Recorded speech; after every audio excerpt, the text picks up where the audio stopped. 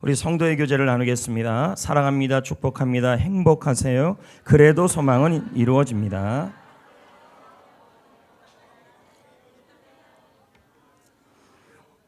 오늘은 새해 첫 예배입니다.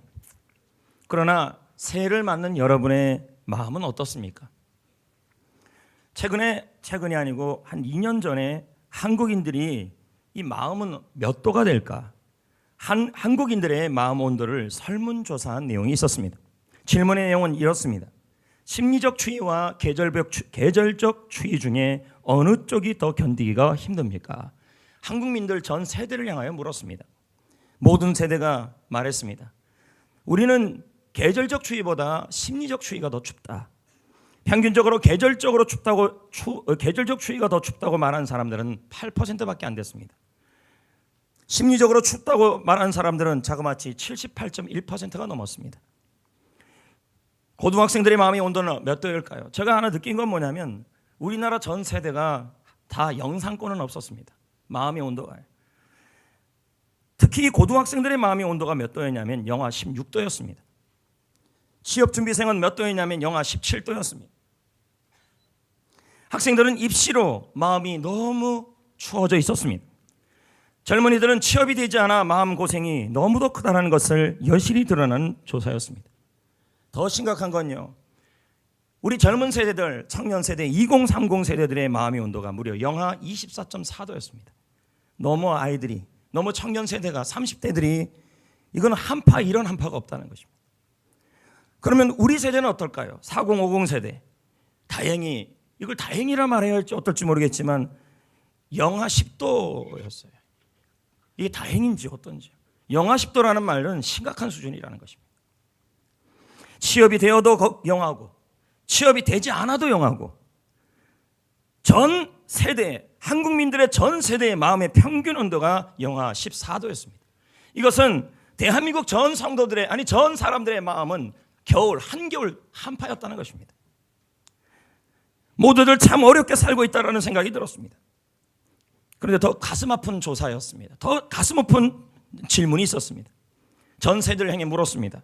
그러면 앞으로 이 마음의 온도가 지금보다 더 높아질 것 같습니까? 라고 물었습니다. 너무 슬픈 결과가 나왔습니다. 무려 79.1%가 마음의 온도가 지금보다 더 나아지지 않을 것이며 훨씬 더 떨어질 거라는 것입니다. 이건 뭘 의미하는 겁니까? 우리는 대부분 이런 생각이 있습니다. 고진감래. 고진감래가 맞나요? 네, 알겠어요. 이 고비만 잘 넘기면 봄은 온다. 이 한겨울만 잘 견뎌내면 꽃피는 시절이 온다라는 그런 소망을 갖고 살아가요. 그런데 우리나라 전 세대들 거의 80%가 이 고비만 넘겨도 좋은 날은 안 온다. 너무 슬퍼요, 이걸 보면요. 이 한결 같은 추위와 한파를 이겨내면 꽃피는 인생의 봄날은 올 거라는 기대감이 10명 중에 8명은 그렇게 안 갖고 있다는 거예요. 제가 읽은 책이 더 있어요, 내용이에요. 그 독일의 한 기자가 우리나라 사람들의 얼굴과 세태를 보면서 책을 쓴 내용이 있어요. 더 슬퍼요. 한국민들은 웃음이 없다. 2019년을 시작하는 여러분은 지금 어떤 마음일까요? 앞으로 더 추워질 거라고 생각합니까? 이것은 그만큼 마음의 절망이 심각하다는 얘기죠. 오늘 말씀을 보면요, 우리 세대와 같이 절망 속에 살아가는 한 사람이 시인이 등장합니다. 유대인들은 소망을 갖고 포로된 나라에서 유다의 땅으로 돌아왔습니다. 하지만 나라는 폐허가 되어 있었습니다. 성전도 무너져 있었습니다. 지난주 배경처럼 학교에서의 성전처럼 무너져 있었습니다. 나라가 무너져 있었으니 일터라고 제대로 서 있었겠습니까? 직장도 찾을 수 없었겠죠. 집도 다시 지어야 하고, 그러면 옆에 인맥이라도 있으면 좋은데, 기반이라도 있으면 좋은데 그럴 사람도 없었다는 것입니다. 사람을 의지해봤지만 남는 것은 허무뿐이라는 것이었습니다. 이것을 시인은 3절 4절에 다음과 같이 고백합니다. 기인들을 의지하지 말며 도림이 없는 인생도 의지하지 말지나 그의 호흡이 끊어지면 흙으로 돌아가서 그날의 그의 생각은 소멸하리라. 사람을 의지해봤자 허무밖에 없다는 것입니다. 이들은 앞길이 막막했습니다. 미래가 보이지 않았습니다. 나라를 보면 답답했고 성전도 소망이 보이지 않았고 일터도 길이 안 보였습니다. 가정도 소망이 안 보이고 직장도 회사도 아마 다 소망이 안 보였겠죠. 시인은 절망했습니다. 낙심했습니다. 앞으로 더 좋아질 거라는 어떤 기대도 생기지 않았을 것입니다. 절망입니다. 절이란 말은 끊을 정자입니다. 망은 소망입니다. 소망이 끊어졌다는 얘기죠. 2019년 새해가 밝았습니다. 성도 여러분, 새해하면 기대감이 생기고 소망도 생겨요. 모두들 황금 대지해라 그래서 돼지 같은 역사가 일어나기를 바랄 겁니다. 하지만 우리 현실을 보면, 우리 현실을 바라보면 소망을 찾기가 어렵습니다. 나라도, 교회도, 일터도 모르겠습니다. 제가 여러분께 묻지 않았으니까. 그러나 한국민들의 전 세대의 생각은 영하 14도였습니다. 더 이상 나아질 거라는 기대감을 10명 중에 8명은 갖고 있지 않은 상황이었다는 겁니다. 올해 여러분은 어떠냐는 거예요. 가정, 자녀, 여러분의 인생을 돌이켜보세요. 인생의 봄날이 올 것 같지 않아요. 이런 세대와 이런 시점에 저희들은 2019년을 시작하고 있습니다. 특히 대한민국 백성으로서요. 여러분, 이런 상황에서 2019년 이런 절망적인 현실에서 하나님은 우리에게 무엇라고 말씀하실까요? 새해를 시작하는 첫날, 첫 시간, 첫 예배 시간에 도무지 하나님은 여기 있는 앞에 있는 이 설교자를 통해서 어떤 레마의 말씀을 여러분에게 주기를 원하시냐는 거예요.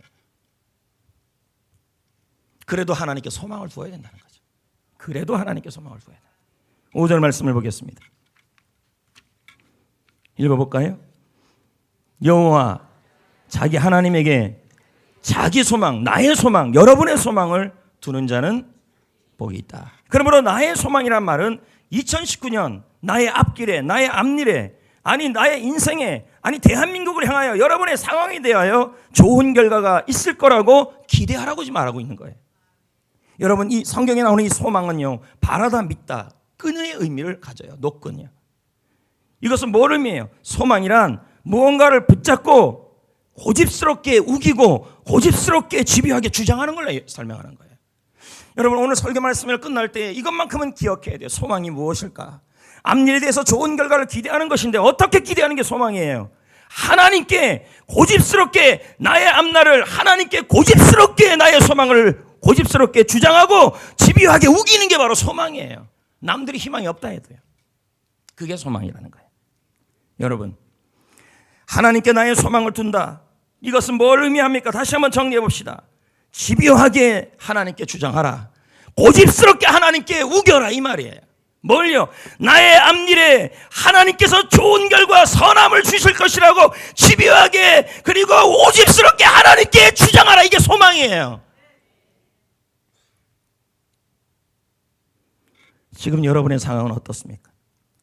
도저히 희망이라는 말이 나오지 않을 수도 있습니다. 앞길도 안 보이고 앞으로도 나아갈 것 같지 않습니다. 어떻게 이렇게 얼마나 더 버틸지를 모르겠습니다. 버틴다. 나의 소망, 그것도 포기하고 싶어지죠. 그러나 하나님은 오늘 우리에게 말씀합니다. 나의 소망, 여러분의 소망이 뭘까요? 2019년 하나님께서 좋은 결과를 주시고 하나님께서 모든 것을 선을 이루어 주실 것을 기대하는 게 소망이에요. 그걸 어떻게 해요? 하나님께 소망을 두라는 거예요. 그걸요. 어떻게 해요? 집요하게 주장하십시오. 하나님께. 고집스럽게 하나님께 우기십시오. 박박 우기십시오. 여러분, 우리 박박 우긴다는 말 쓰잖아요. 이 소망이라는 말이 그런 의미예요. 박박 우겨라. 하나님께. 남들은 말합니다. 너는 인생이 망쳤다. 너는 병들었다. 주위에서 말합니다. 더 이상 너의 인생은 소망이 안 보인다. 희망이 안 보인다. 그러나 우리는 어떻게 하란 말이에요? 하나님께서 내 인생에 나의 소망을 이루어줄 것을 하나님께 박박, 남들은 그렇게 해도 박박 우기고 집요하게 주장하고 그리고 고집스럽게 우기라는 말이에요. 이게 소망의 믿음이고요. 예, 박박. 그래, 끝나고 빡빡을 기억하시면 좋겠습니다. 여러분, 우리 하나님은 여러분의 소망을 이룰 수 있는 분이십니다. 아멘. 여러분, 시편 146편을 전체를 읽어보면요, 이 설교를 한 절 갖고 좀 하는 게 아니에요. 그럼 하나님이 누군지가 나와요. 소망을 얘기하면서. 왜요? 시편의 상황이, 이 시인의 상황이 어떤 상황이냐면 대한민국 성도들처럼, 국민들처럼 마음의 온도가 전부 무너진 상황이에요. 근데 소망을 하나님께 두래요. 나의 소망을, 나의 앞날에 하나님이 좋은 결과를 주실 것이라는 것을 하나님께 집요하게 주장하고 고집스럽게 우기래요. 믿음으로. 왜요? 하나님만을 소망을 이룰 수 있기 때문입니다. 6절 10절을 보겠습니다. 여호와가 어떤 분이에요? 여호와는 천지와 바다와 그 중에 만물을 지으신 분이십니다. 10절이요. 시온아, 여호와는 영원히 다스리시는 분이에요. 내 하나님은 대대로 통치하시는 분이에요. 그러니 내 소망을 이룰 수 있는 분이야. 다스리시는 분, 창조하시는 분. 그 하나님은 욥기 42장 2절은 하나님을 이렇게 설명해요. 우리 이거 세 번만 한번 읽어봅시다. 시작. 주께서는 못하실 일이 없사오며 무슨 계획이든지 못 이루실 것이 없는 줄 아오니. 한 번 더요. 시작. 주께서는 못하실 일이 없사오며 무슨 계획이든지 못 이루실 것이 없는 줄 아오니. 한 번 더요. 시작. 주께서는 무슨 계획, 무슨 소망 이루지 못할 게 없다. 지금 상황이 인생의 한겨울을 지나고 있습니까? 교회 생활이, 가정 생활이, 학교 생활이, 사회 생활이, 가정 생활이 앞으로 계속 봄날이 올 것 같지 않을 수도 있습니다. 그렇게 생각이 들어요. 그리고 내가 생각했던 그 꿈들이 이루어지지 않을 것만 같아요. 그러나 오늘 설교 제목처럼 그래도 소망은 이루어집니다. 왜요? 우리가 믿는 분이 하나님이시기 때문에. 하나님께서는 어떤 계획도 어떤 소망도 이룰 수 있는 분이시기 때문입니다. 그래서 나의 소망을 하나님께 두어야 합니다.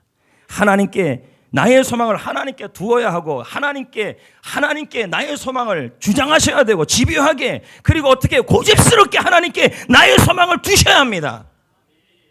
박박 우기십시오. 하나님께 소망이 있습니다. 조나단 에드워드 목사님이 자신의 첫 설교를 잊지 못하. 여러분 목회자들은요 처음 한 설교는 절대 못 잊어요. 근데 조나단 에드워드 목사님의 첫 설교 내용이 하나님이 주신 약속이었어요. 그 내용이 이거예요. 우리의 나쁜 것은 좋은 것으로 바뀔 것입니다. 누가? 하나님이 그렇게 하실 거예요.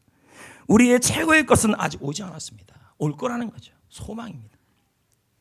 사랑하는 성도 여러분, 하나님은 나의 소원을, 나의 소망을 이룰 수 있는 분입니다.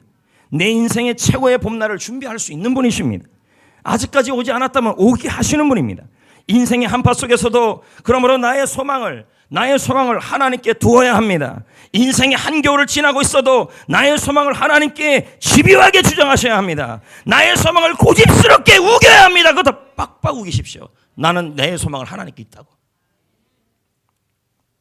성경에 보면요, 아브라함과 사라만큼 소망이 이루어지지 않은 사람이 없어요. 하나님은 그들에게 자식을 있을 것이라고 약속을 하셨어요. 그리고 아브라함과 사라는 75세에 이 약속을 받았기에 자그마치 25년 동안 소망을 품고 살았어요. 그런데 나이가 들어가요. 그 몸이 어떤 몸이 되냐면 더 이상 자식을 낳지 못할 몸이 돼요. 그러면 이제는 뭐예요? 소망이 사라지기 시작하는 거죠. 아무리 소망을 갖고 살아도 소망을 이루지 않을 때, 하나님께서 소망을 이루어지지 않을 때 우리는 어떤 마음이 들기 시작하냐면 낙심하기 시작해요. 그래서 더치 슈치의 소망이라는 책에 보면 이 아브라함과 사라의 이 낙심하는 상태를 6단계로 표현했어요. 여러분도 마찬가지일 거예요. 하나님께 소망을 품고 갔는데 그 소망이 이루어지지 않으면 우리도 이런 현상이 나타난다는 거죠. 첫 번째, 낙심이에요.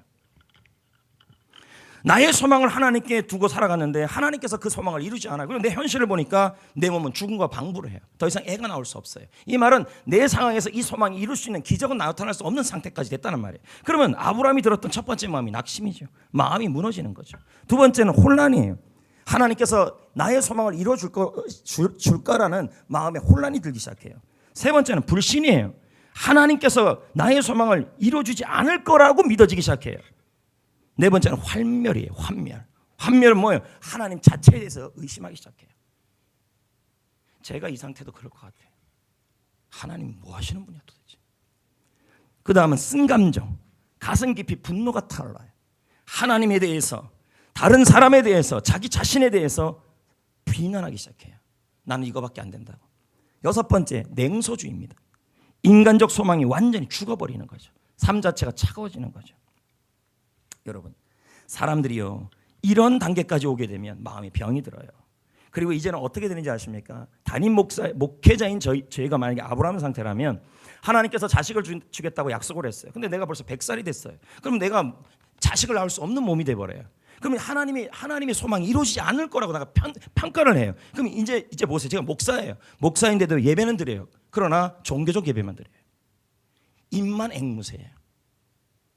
이걸 더치 슈츠는 이렇게 표현해요. 한번 봅시다. 우리가 그럴 수 있다니까요. 지금 여러분이 하나님께 소망을 두고 살아왔는데 그 소망이 이루어지지 않고 있어요. 그러면 여러분의 마음속에 어떤 현상이 일어나냐면 예배는 드려요. 그러나 종교밖에 없어요. 기대가 사라지는 거예요. 자, 봅시다. 더치 슈츠의 말을요. 시작. 소망이 이루어지지 않으면 겉으로는 하나님. 마치요. 소망이 이루어지지 않아요. 그런데 성도예요. 집사님이에요. 교회 와서 예배 드려요. 겉으로는 여기 예배 드려요. 그러나 하나님과의 관계는, 하지만 하나님과 관계는 종교적인 사람으로 전락해버린다. 내가 아무리 병을 위해 기도했어요. 근데 그 병이 하나님 앞에 나의 소망이 이루어지지 않아요. 그러니까 예배당은 나와요. 직분자니까 나와요. 앉아는 있어요. 그러나 앉아만 있어요. 하나님에 대한 기대가 없어요. 믿음이 냉랭해져 버리는 거예요. 신앙이 아니에요. 그건 종교예요. 계속 더치 슈츠의 말을 봅시다. 주일 예배 시간에 찬양을 한다. 하지만 마음 냉랭하다. 하나님에 대한, 기적의 하나님에 대한 믿음이 다 사라져버린 거예요. 오늘도 여기 많은 분들이 앉아 있어요. 여러분들이 가정과 직장과 일터와 학업과 자신에 대해와 사역에 대해서 다 개인적 소망들을 갖고 있어요. 나의 소망을요. 여기 보면 자기 소망이 나와 있으니까. 근데 그 소망을 품고 살아왔는데 그 소망이 이루어지지 않고 있어요. 예배는 드려요. 이제 마음에 뭐가 생겨요? 낙심, 혼란, 응답이 안 되니까 한멸, 쓴감정, 냉소지가 나오고 예배당에 앉아서 찬양을 불러요. 그러나 그 찬양이 내 찬양이 안 돼요. 그 예배가 은혜가 되는 예배가 안 돼요. 그냥 종교에, 종교적 행위만 앉아 있어요. 이런 상태까지 갈 수가 있다는 거죠. 여러분, 아브라함과 사라가 그랬다니까요. 더치 슈츠의 책에 보면 아브라함과 사라가 그 상태까지 갔다는 거죠. 왜요? 여러분, 나중에요, 창세기 18장에 보면요, 하나님의 사자들이 찾아왔는데 사라가 들었어요. 너 내년에 아들 있을 거라 그랬더니 사라가 웃어요. 이렇게 웃어요. 이건요, 사라가 이제 뭐예요? 예배를 드리고 섬기고 봉사는 하지만 믿음은 사라진 거예요. 종교적 행위만 남은 거예요. 비웃어요. 그럼에도 불구하고 다시 한번 하나님의 약속이 그들에게 임해요.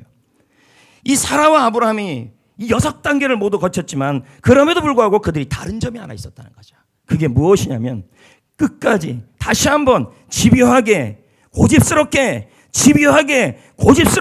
내 몸이 죽음과 방불한 몸뚱아리가 된다 할지라도 고집스럽게 집요하게 나의 소망을, 모든 소망을 이룰 수 있는 전능하신 하나님께 계속 주장했다는 말이에요. 이게 장점이에요. 이게 로마서 4장 18절에 나옵니다. 자, 읽어보세요. 여러분, 설교는요 어떻게 듣는 거냐면 눈으로 듣는 거예요. 자꾸 아래를 보시는 분들이 계시는데 쓰는 건 괜찮지만 눈이 가야 청각이 가요. 고개를 숙이지 마세요. 자, 읽어봅시다. 로마서 4장 18절 시작. 아브라함이,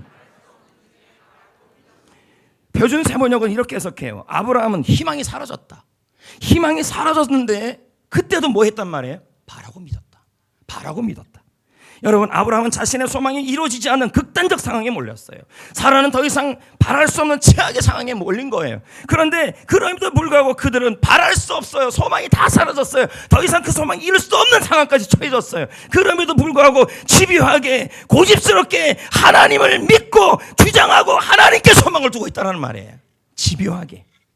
이 모습을요, 로마서 4장 19절 20절은 22절은 아브라함과 사라의 모습을 이렇게 표현해요. 자, 읽어볼까요? 그가, 시작. 그가 100세나 되어. 자, 이 상태 되면 애 못 나와요. 맞습니까? 소망이 다 끊어진 거예요. 그럼에도 불구하고 아브라함이 다시 일어나요. 믿음이 약해지지가 않았어요. 그 다음 계속 보세요. 믿음이 없어 하나님의 약속을 의심하지 않고 믿음으로 어떻게 해요? 이건 뭐 하나님께 소망을 뒀단 말이에요. 고집스럽게 주장하고 하나님께 고집스럽게 하나님이 나의 소망을 하나님이 이루실 거라고 고집스럽게 집요하게 주장하고 집요하게 하나님께 뭐 한 거예요? 우긴 거예요. 그 표현을 지금 이렇게 표현한 거예요. 자, 그 다음 구절 보세요. 능히 이루실 줄을 어떻게 했대요? 확신했다. 하나님이 이것을 어떻게 여겼다? 의로 여겼다. 기쁨으로 여겼다. 귀하게 여겼다. 그리고 하나님의 카이로스 때의 역사가 일어난 거예요. 여러분 보세요. 여러분이 집요하게 소망을 묻고 가도요, 하나님은 하나님의 때의 역사를 해요. 안 믿네. 그럼 제가 예를 하나 더 들어드리겠습니다.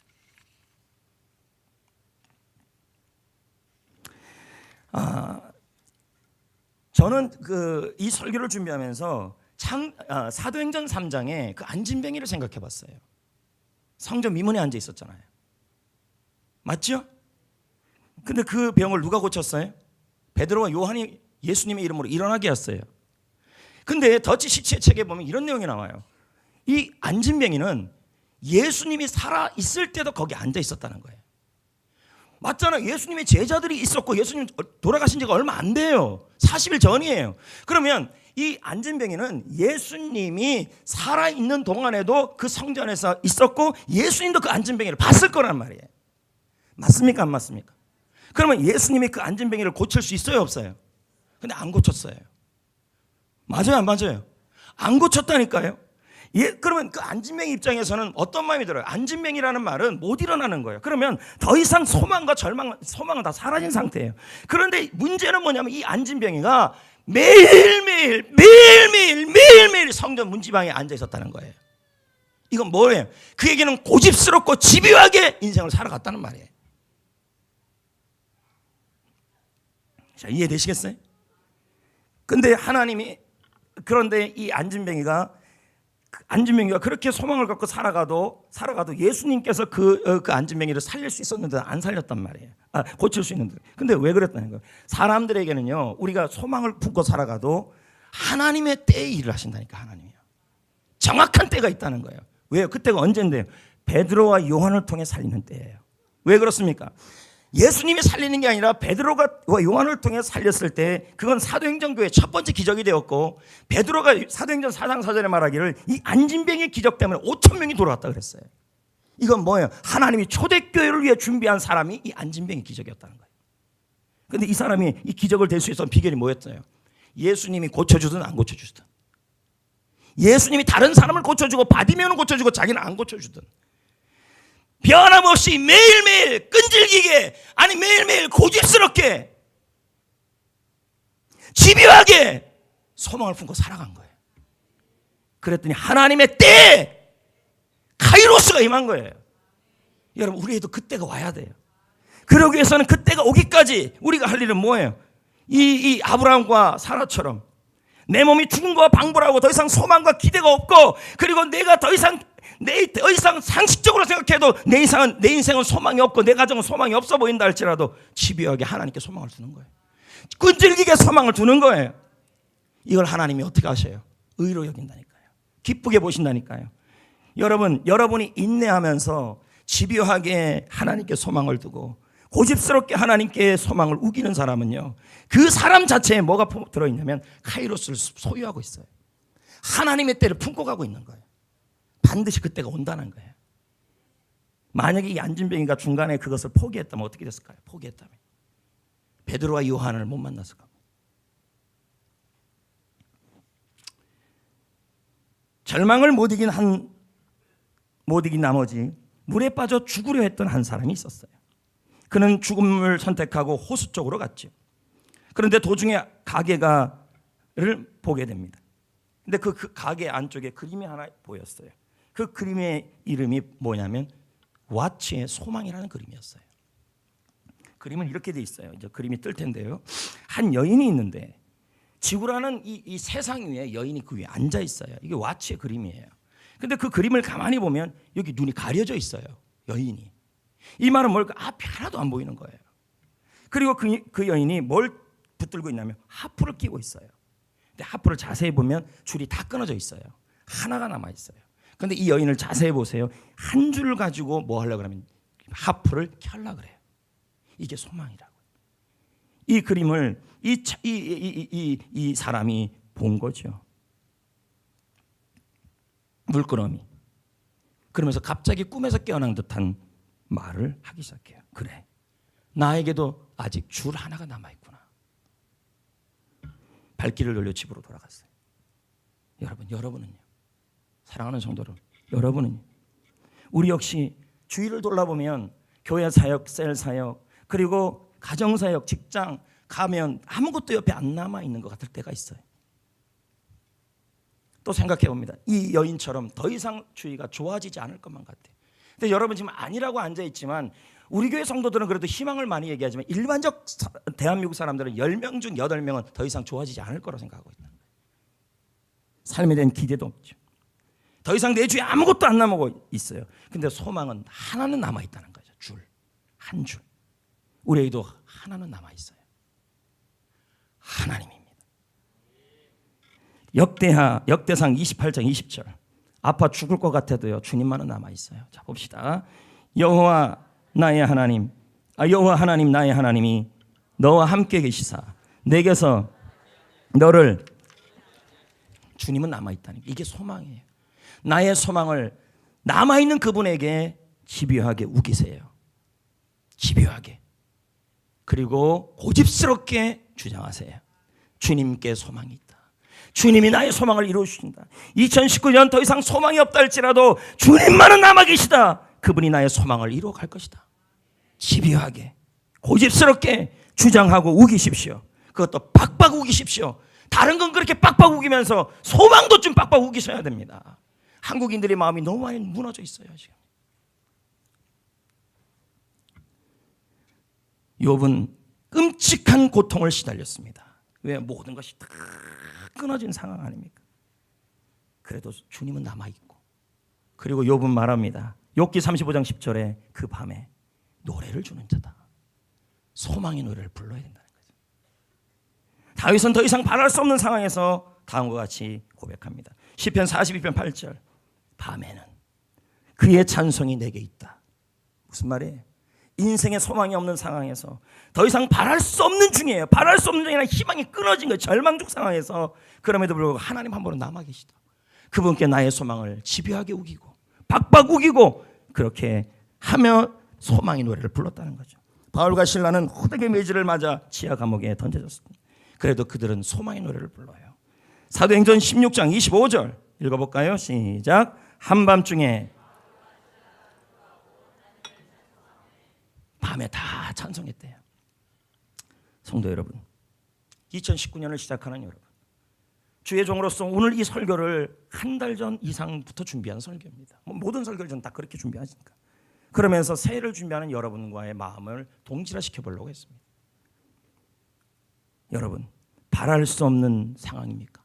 소망의 희망이 다 끊어져 있습니까? 아니, 나의 희망을 가졌던 나의 소망을 하나님께 두었는데 아브라함처럼 그 희망도 하나님이 이루어질 수 없는 몸까지 돼버렸습니까? 자녀에 대한 거, 가정에 대한 거, 인생에 대한 거, 직장에 대한 거, 회사에 대한 거, 나의 삶의 터전에 대한 거, 교회 생활에 대한 거, 한밤중입니까?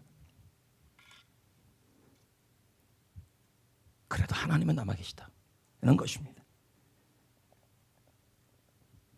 슬플 때도 넘어져도 나의 소망이 하나님께 있다고 집요하게 주장합시다. 고집스럽게 우깁시다. 나의 앞길에 하나님께서 좋은 결과를 주실 것이다. 2019년 하나님께서 모든 상황을 합력하여 선을 이루어 주실 것이다. 이게 소망이, 나의 소망을, 이걸 직장을 향해서도, 가정을 향해서도, 교회 생활을 향해서도, 셀을 향해서도 그렇게 먹어야 합니다. 그리고 집요하게 우기십시오. 하나님께. 하나님 소망이 있습니다. 하나님 희망이 있습니다. 하나님 그렇게 할 겁니다. 집요하게 바랄 수 없는 중에서도 바라고 믿으십시오. 하나님께요. 그래야 복이 있습니다. 그런 자에게 복이 있어요. 그런 자에게 카이로스가 와요. 하나님의 때가. 누구처럼 그 안진뱅이가 수십 년을 그렇게 안진뱅이 같이 살아갔어요. 무슨 소망과 희망이 있어요. 그러나 그는 고집스럽게 끈질기게 성전 미문에서 구걸했다는 말은 그래도 삶을 놓지 않았다는 말이에요. 그런 자에게 하나님은 카이로스를 줘요. 복을 준다니까요. 5절 읽어볼까요? 시작. 자기 하나님께 뭐가 있다고요? 복이 있다. 복이 있다. 자, 자기 하나님께 자기의 소망을, 나의 소망을, 자, 이 소망은 뭐예요? 하나님 앞에서 여러분이 품은 소망이죠. 그게 뭘까? 2019년을 향한 소망, 내 인생을 향한 소망, 가정을 향한 소망, 교회 생활을 향한 소망, 셀을 향한 소망, 그리고 직장을 향한 소망, 여러분의 인생을 향한 소망, 일터를 향한 소망, 그 소망이 있어요. 그 소망을 어떻게 해요? 하나님께 집요하게 주장하시고 하나님께 고집스럽게 우기는 사람에게 복이 있다 이 말이에요. 그 복이 뭔데요? 아쉐르예요. 아쉐르가 뭔데요? 함께하는 거죠. 하나님이 함께 하신다는 거죠. 더 재밌는 게 뭔지 아십니까? 저는 이 설교를 준비하면서 놀라 자빠지는 줄 알았습니다. 이 소망이라는 단어에 또 이런 의미가 있다는 겁니다. 지금 여기는 이거 하나밖에 없는데요. 끈이잖아요. 끈이라고 그래주세요. 이거 청소 안 해갖고 좋은 쪽으로 잘 쓰겠습니다. 자, 끈 두 개가 있어요. 나의 하나님께 소망을 두는 사람은 이게 어떤 의미가 있냐면 소망이라는 단어가 두 개의 줄이 이렇게 묶이는 거예요. 이렇게. 예? 내가 소망이라는 단어는 두 줄이 이렇게 엮여서 묶여지는 걸 소망이라 그래요. 그럼 나의 소망을 사람에게 두면 안 돼요. 묶이면 끊어져요. 나의 소망을 집요하게 하나님께 두라는 거예요. 그러면 하나님과 내가 어떻게 돼요? 이렇게 묶여요. 이걸 함께함이에요. 묶인다니까요. 이렇게 된다니까요. 여러분께서 나의 소망을 하나님께 두면 내가 하나님과 함께 해줘요. 묶여져요. 연결돼 버려요. 이렇게 돼 버려요. 하나님과. 근데 나의 소망을 사람에게 두고 환경에 두면요, 사람과 환경은 다 끊어져요. 사람과 함께하는 소망이 없다니까요. 내 몸이 사라처럼 아브라함처럼 애를 못 낳는 몸이라 할지라도, 내 상황이 안진뱅이처럼 더 이상 살아날 수 없는 상황이고 걸을 수 없는 상황이라도 집요하게 하나님께 소망을 두고, 집요하게 고집스럽게 하나님께 소망을 두면 하나님과 내가 어떻게 돼요? 아쉐르가 돼요. 복이 돼요. 복은 뭐예요? 하나님과 함께하는 게 복이에요. 이렇게 돼요. 제가 이걸 어떻게 네. 이렇게 소망을 두는 건 묶어버리는 거예요. 하나님과 이렇게 돼버려요.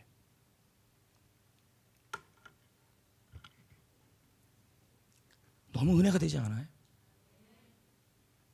자, 그럼 보세요. 이렇게 묶였지요. 그러면 여러분, 우리가 하나님 주시는 소망의 날이, 하나님 주시는 그 소망, 나의 소망이 이루어지는 카이로스가 와야 될 거 아니에요. 근데 카이로스가 임할 때까지, 쉽게 말하면 나의 소망이 이루어지는 그날까지, 그때까지 내가 가서 경주를 해야 돼요. 견뎌내야 돼요. 근데 못 견뎌요. 내가 나의 소망을 다른 데 두면 못 견뎌요. 그러나 하나님께 두면요, 하나님이 나와 묶여 있잖아요. 그래서 묶여있는 그분이 나에게 뭘 줘요? 힘을 공급해서 소망에 이루어질 때까지 그것을 달려갈 수 있는, 경주할 수 있는 샘을 공급하셔요. 자, 그게 답이 나와요. 8절에. 전체 146편을 다 보셔야 돼요. 그래서요. 8절을 볼까요? 여호와께서 비굴한 자가 뭔지 아십니까? 한글 번역의 문제예요. 이건 뭐예요? 거꾸러진 자예요. 쓰러진 자. 그런데 그런 자가 하나님께 소망을 두면 하나님이 일으키신다. 힘을 주신다. 샘을 주신다. 이해되시겠어요? 뭔 말인지? 그럼 또 한 가지 봅시다. 하나님께 나의 소망을 둔다는 말은 다른 말로 말하면 하나님을 앙망하는 거예요. 붙잡힌 거예요. 그 앙망이 소망인데, 그렇게 여호와에게 붙잡힌 자, 묶여진 자, 함께하는 자, 소망을 준 자, 앙망하는 자는 샘을 주신다고 성경은 정확하게 약속하고 있어요. 이사야 40장 31절 읽어볼까요? 오직 여호와를, 맞잖아요. 그럴 수밖에 없지요. 주님께 소망을 두면 하나님과 내가 아쉐르 하는데요. 근데 성경의 번역은 뭐라 그랬어요? 복이다. 근데 히브리어는 함께 한다는데 원문의 뜻을 깊이 들어가니까 함께 하는 게 이거래요. 하나님과 내가 묶여버린다는 거죠. 너무 이거 처절하게 좀 설교하는 겁니까? 지금 이렇게 된다는 거죠. 사람에게 소망을 두지 말라고. 끊어져요. 환경에 소망을 두지 마세요. 허탄해져요. 그래서 시편 146편 3절 4절에 사람을 의지하지 말라는 말이 그 말이에요. 영향력 있는 사람도 의지하지 말래요. 하나님을 의지하래요. 힘이 생긴대요. 근데 문제는요, 사라가 그랬어요. 여러분, 사라가 90세가 넘었으면 여기가 경수가 마르잖아요.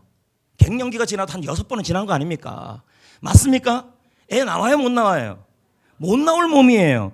그런데 어떻게 했어요? 아브라함과 사라가 다시 한번 창세기 18장에 천사들을 영접하고 하나님을 영접한 다음에 다시 한번 약속을 받아요. 그러고 나서 바랄 수 없는 중에 바라고 믿어요. 집요하게 하나님께 소망을 둬. 집요하게 하나님께 주장을 해요. 집요하게 해요. 자, 그렇게 믿어도요, 바로 카이로스가 안 와요. 그런데 뭐는 와요? 힘은 와요. 히브리서 11장 11절. 성경에 다 답이 있다니까요. 보세요. 믿음으로 사라 자신도 나이가 많아 애 못 낳아요. 근데 어떻게 이때 뭐 했어요? 이때도 뭐 했어요? 사라가요. 바랄 수 없는 중에 바라고 믿었다니까요. 하나님께 소망을 뒀다니까요. 나의 인생에 자식이 생길 거라고 집요하게 주장하고 하나님께 고집스럽게 우겼다니까요. 그랬다니까 뭐가 생겼어요? 잉태할 힘이 생겼다는 말. 애는 안 나왔어요. 근데 애 낳을 힘이 생겼다니까요. 성경 놀랍지 않아요? 왜 그렇게 됐어요? 하나님께 소망을 두면 하나님과 내가 뭐가 돼? 하나가 되니까. 하나님이 뭐예요? 그 애가 나올 때까지 애를 낳을 수 있는 힘을 줬다는 얘기예요. 살아갈 힘, 달려갈 힘을 줬다는 얘기예요. 소망 내려놓으면 안 돼요. 하나님께 집요하게 사업장을 향하여, 집요하게 직장을 향하여, 집요하게 인생을 향하여 세일 모임 시작하면서 열린 모임 시작하면서도 소망 벌써 다 없어져요. 그냥 열린 모임을 그냥 종교적인 모임으로만 하고 있으면 안 돼요. 집요하게 게스트가 있을 거라고 주장하셔야 돼. 그래야 하나님이 뭐예요? 그 열린 모임 12주를 할 경주할 힘을 줘요. 하나님이 함께 한다니까요. 아멘을 안 하시네. 하여튼 전도 얘기만 나오면 아멘을 안 하셔요. 얼마 전에 KBS 연예대상에 이영자 씨가 수상을 했어요. 국민일보에 나왔죠. 우리는 그때 뭐 성구영신 예배 주신 분인데 뭐 볼 수나 있습니까? 그리고 그거 남상 받는 거 우리가 보는 것도 좀 거시기 하잖아요.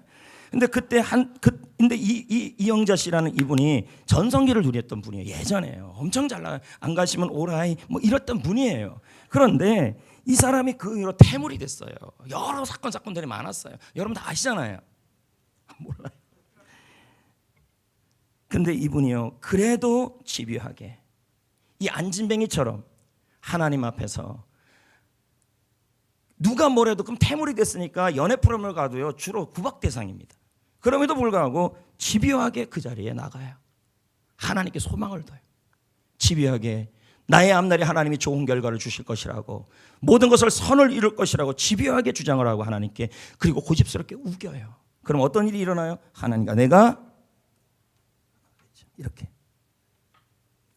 그가 상을 받고 KBS에서 상을 받고 수상 소감에 첫 마디가 나왔어요. 국민일보예요. 뭔지 아십니까? 누가 뭐래도 내가 포기하지 않게 달려갈 수 있는 힘을 주신 나의 기둥 되신 하나님께 감사합니다. 포기하지 않는 힘, 소망을 품었기 때문에 하나님께. 여러분, 아까 말하는 그 안진뱅이 그리고 사라 그리고 아브라함 그리고 이영자 씨 공통적인 것이 뭐냐면 사람들이 다 끝났다고 얘기해도 나는 안 끝났다고 집요하게 하나님께 주장한 사람들이에요. 나는 안 끝났는데요. 당신은 태물이야. 나는 안 태물이 아닌데요. 빡빡 우겼다니까요. 하나님 앞에. 우기고 주장하고. 그러면 하나님 뭐합니까? 복이 있나니 묶여주셔서.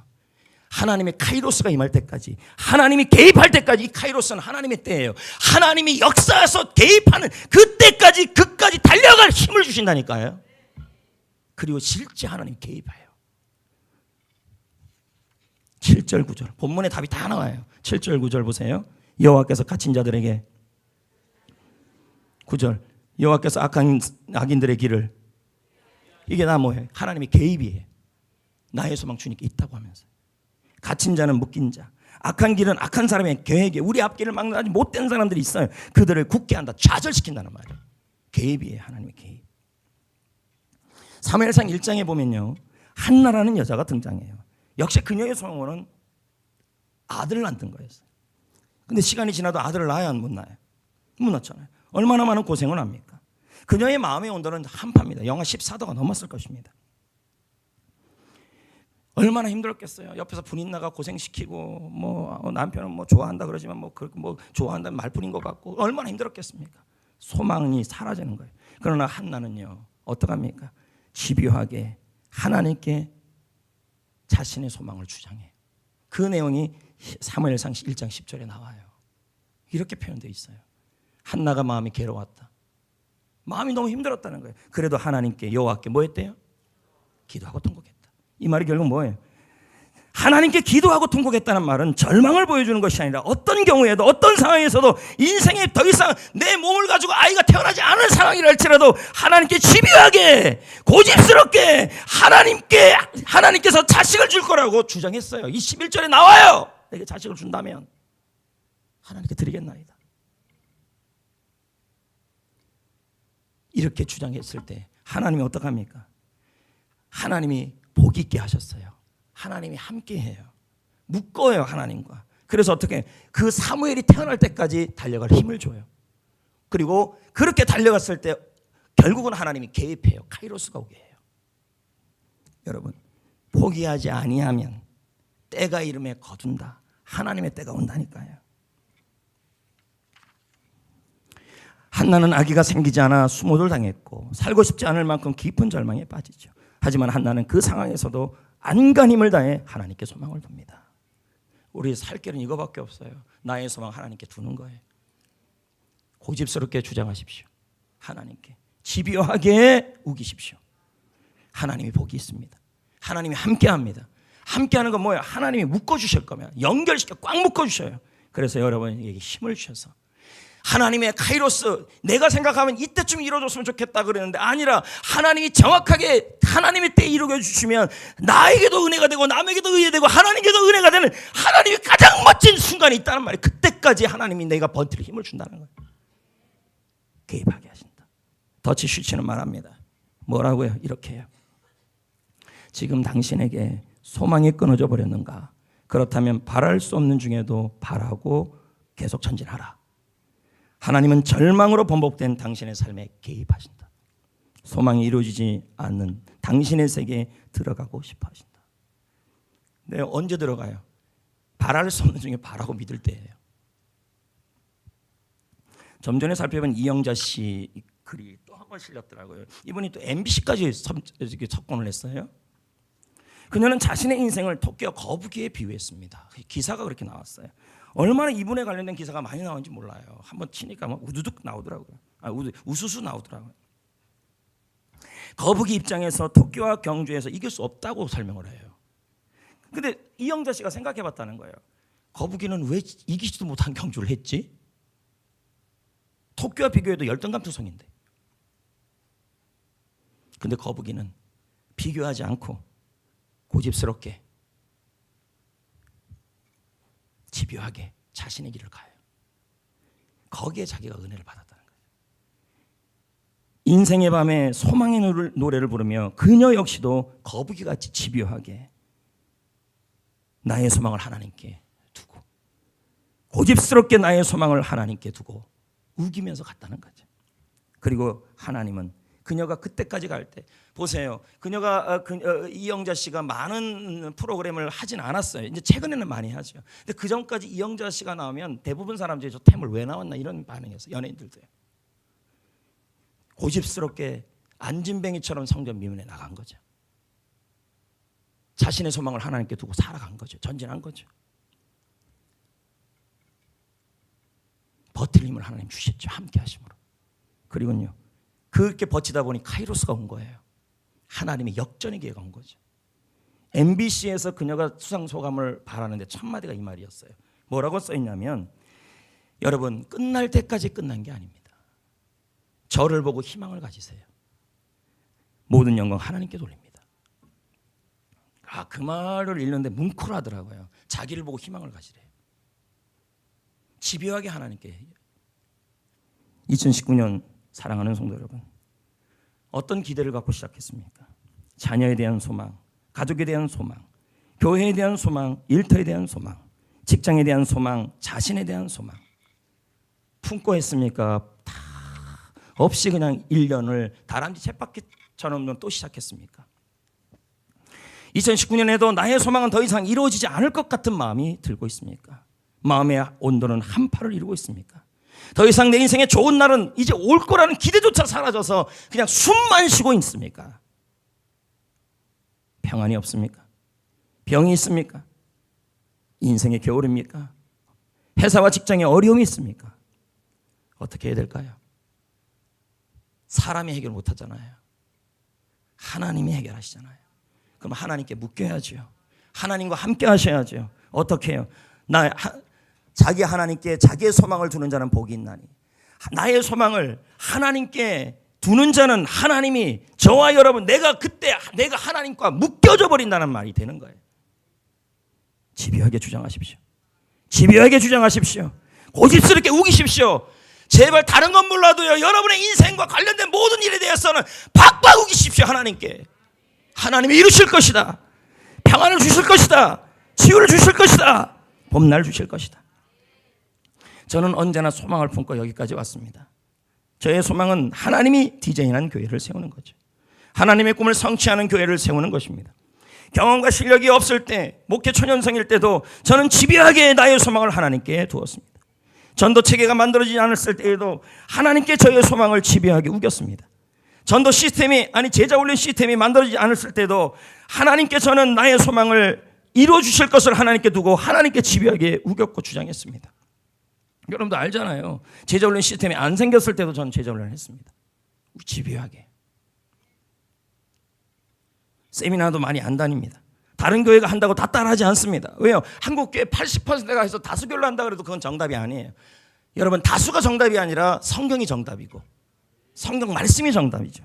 그래서 성경이 원하는 교회를 더디더라도 세워가려고 하고 있습니다. 지금도 저는 이 소망을 하나님께 두고 있습니다. 세례 100명 이상 주는 교회, 제자훈련 학심만 100명 이상 하는 교회 한 해, 교회 중축하여 건강한 교회를 세우는 교회, 어린이 꿈축제, 어린이 수영장, 노인대학, 경로잔치, 이 모든 것이 올해 부담이 된다 할지라도 집요하게 하나님께 소망을 줄 거라는 것이죠. 빡빡 우길 거라는 거죠. 왜요? 그래야 하나님과 내가 연결이 되니까.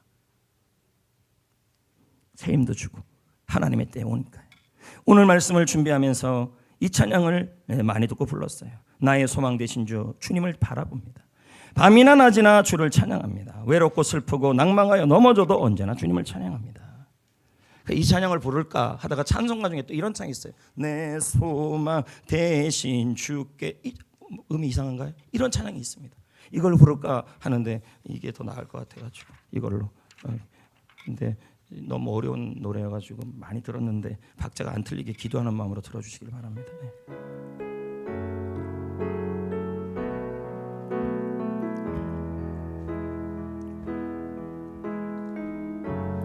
나의 소망 되신 주를 바라봅니다. 다시 오실 나의 왕 예수, 주를 기다립니다. 밤이나 낮이나 어제나 오늘도 영원히 주만 찬양해.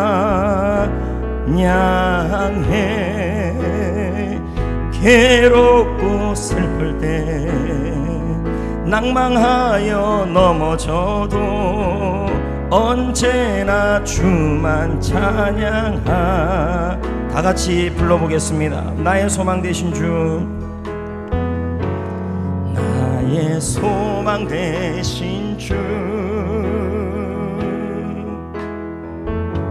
주를 바라봅니다. 다시 오실 나의 왕 예수, 주를 기다립니다. 밤이나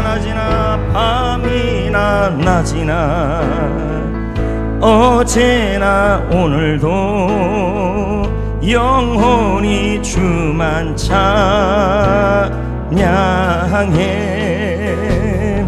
괴롭고 슬플 때 낭망하여 주만 찬양하. 밤이나 낮이나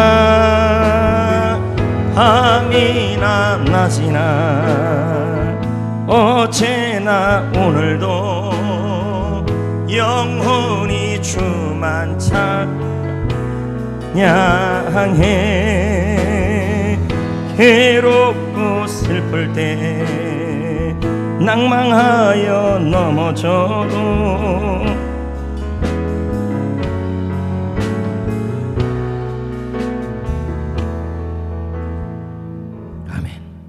이제 말씀을 맺겠습니다.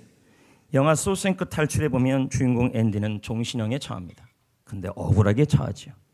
이 앤디는 우직하게 소망을 잡고 살아갑니다. 그 앤디가 영화 후반부에 이런 말을 해요. 나는 모든 것이 순전히 선택이라고 생각하네. 부지런히 살 것인지 부지런히 죽을 것인지. 선택이라는 문제라는 말이지. 저는 이 부분을 읽으면서 2019년을 시작하는 여러분들에게 동일한 질문을 하고 싶습니다. 부지런히 나의 소망을 하나님께 두며 살 것인지, 아니면 부지런히 소망을 포기하며 죽어갈 것인지 선택하셔야 합니다. 우리에게는 나의 소망을 이루실 하나님이 계십니다. 만물을 창조하시고 만물을 다스리시고 우리의 모든 계획을 이룰 수 있는 분이신 줄 믿습니다. 그러므로 나의 소망을 나의 하나님께 두어야 합니다. 나의 소망을 하나님께 집요하게 주장하십시오. 나의 소망을 나의 하나님께 집요하게 고집스럽게 우기십시오. 하나님이 복을 주실 겁니다. 함께 하실 겁니다. 달려갈 힘을 주실 것입니다. 그리고 카이로스의 때가 올 때까지, 그 개입해 주실 때까지 나의 달려갈 길을 달려갈 힘을 주실 겁니다. 나의 소망을 이룰 겁니다. 그래서 소망은 있는 거예요.